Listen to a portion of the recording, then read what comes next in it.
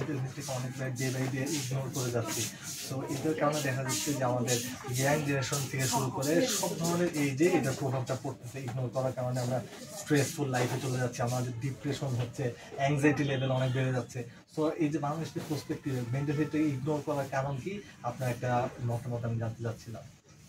আমার যতটুকু মনে হয় আসলে বাংলাদেশের ম্যাক্সিমাম মানুষ ক্যারিয়ার নিয়ে অনেক উদ্বিগ্ন। এটা আমার যেটা মনে হয়, লাইক ধরেন আমার ফিউচার কি হবে, এই জিনিসটা আসলে ফ্লেক্সিবল না আমাদের দেশের। ম্যাক্সিমাম স্টুডেন্ট আপনি যদি কথা বলে দেখেন, আপনি সবার কাছে একটা জিনিসই শুনতে পারবেন যে আসলে আমি কি করব, কেন করব, কি জন্য করতেছি, এবং টার্গেট একটাই যে না আমি বিদেশ চলে যাবো। মানে বিষয়টা এরকম যে যদি এরকম হয় যে একটা বিমান আসছে, ও গেট ওপেন করে দিছে, যে যতজন পারো আসো, একদম ওপেন, আপনার মনে হয় ম্যাক্সিমাম চলে যেতে চাবে। কারণ কি একটাই, ওই ফিউচার নিয়ে, ভবিষ্যৎ নিয়ে উদ্বিগ্নতাটা, এটা আমার মনে হয় আর কি যেটা ডিপ্রেশনের মূল কারণ। জি। সো দেখা যাচ্ছে যে মানে মেন্টাল হেলথকে ইগনোর করার কারণে আমাদের কিন্তু সব ধরনের প্রবলেম ফেস করতে হচ্ছে। আমরা ওয়ার্ক লাইফে হ্যাম্পার করতেছে, আমাদের ফ্যামিলিয়ার লাইফে সেটার প্রভাবটা পড়তেছে, যার মধ্যে মেন্টালি ইস্যুগুলো থাকে। সো মেন্টাল হেলথের তো কিছু সিমটম থাকে। সো ওইটাকে আপনার মনে হয় না যে যার মধ্যে সারাউন্ডিংসে ফ্যামিলিয়ার হতে পারে বা বন্ধু বান্ধব হতে পারে, যার মধ্যে মেন্টাল হেলথের প্রবলেম থাকবে, সেটা যদি ইনিশিয়াল স্টেজে ফাইন্ড আউট করা যায়, প্রপার ওয়েতে অ্যাড্রেস করা যায়, তো সাইকোলজিক্যাল কাউন্সিলিং বা সাইকোলজিস্ট ট্রিটমেন্টটা কত বেশি ইম্পর্টেন্ট আপনি বলেন। আপনার মতামত জানতে চাচ্ছেন, আপনি কি মনে করেন? অনেক বেশি ইম্পর্টেন্ট। তবে আমার কাছে সব থেকে বেশি গুরুত্বপূর্ণ মনে হয় পরিবারের যে ভূমিকাটা।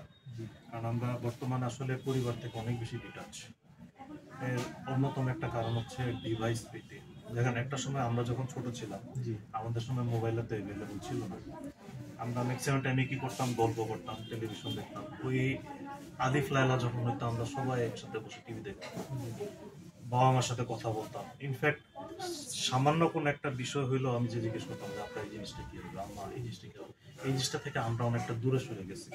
তো এই ফ্যামিলি কাউন্সিলিংটা আমার মনে একটু বেশি দরকার। ফ্যামিলি বন্ডিং তৈরি করা, পরিবারের সাথে সময় কাটানো, ওই বাসায় যখন অফিস থেকে ফিরতেছি বাচ্চাদেরকে টাইম দেওয়া, ওয়াইফের সাথে সময় কাটানো, বাবা মার সাথে সময় কাটানো, এই জিনিসটা অনেক বেশি ইম্পর্টেন্ট আমার মনে হয়। তো আপনার প্রস্তুতি আপনি ফিল করতেছেন যে ফ্যামিলিয়ার কাউন্সিলিংটা অনেক গুরুত্বপূর্ণ। অবশ্যই। সো আচ্ছা, ওকে, সো নো প্রবলেম।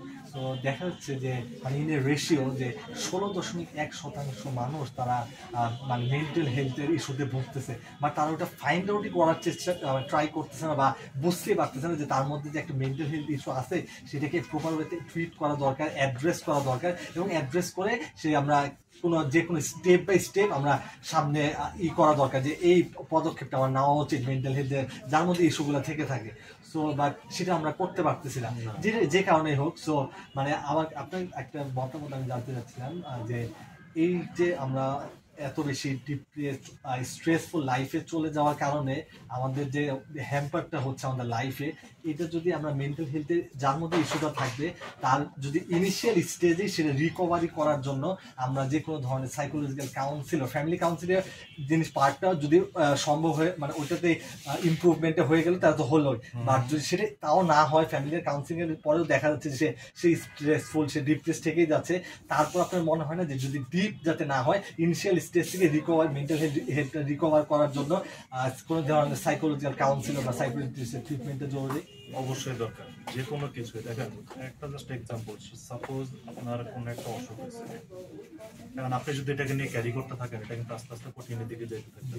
তো আপনি যদি ইনিশিয়াল স্টেজে এটা সমাধান করে ফেলেন, মানে শুরুতেই শেষ, বিষয়টা হচ্ছে এরকম। তো আপনি যেটা বললেন যে হ্যাঁ, ইনিশিয়াল স্টেজে যদি ফ্যামিলি কাউন্সিলিং এর কাজ হচ্ছে না, আমি টাইম দিচ্ছি, কাজ হচ্ছে না, তাহলে তো অবশ্যই একটা স্টেপে যাইতে হবে। এবং প্রাইমারি স্টেজে যদি এটা শুরু করে, আমার মনে হয় যে এটা সেকেন্ডারি স্টেজে তাহলে যাবে না, প্রাইমারিতেই শেষ হয়ে যাওয়া উচিত বা হবেও। So thank you very much for your time.